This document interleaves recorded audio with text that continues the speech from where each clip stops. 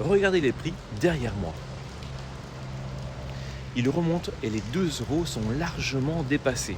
Et dès qu'il y a des tensions au Moyen-Orient, le prix du carburant remonte. Et ça, c'est pas un hasard, hein, parce que nos économies dépendent encore massivement du pétrole.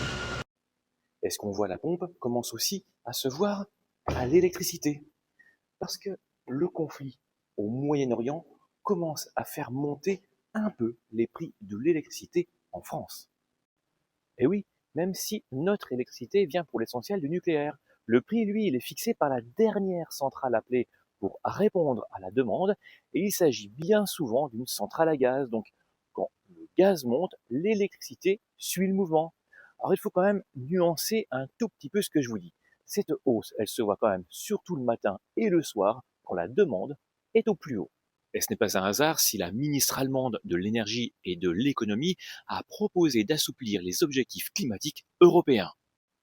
Pourquoi? Parce qu'on est encore coincé, pardi, coincé entre des objectifs climatiques très ambitieux et une dépendance très réelle, on le voit, au pétrole.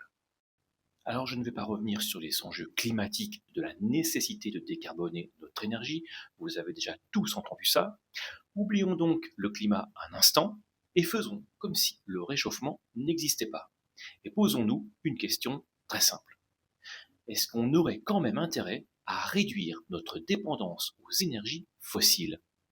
La réponse évidemment est oui pour notre souveraineté, parce que nos économies dépendent de régions instables, pour notre pouvoir d'achat, parce que les prix, on le voit, peuvent exploser du jour au lendemain, pour notre compétitivité bien sûr, et pour notre santé.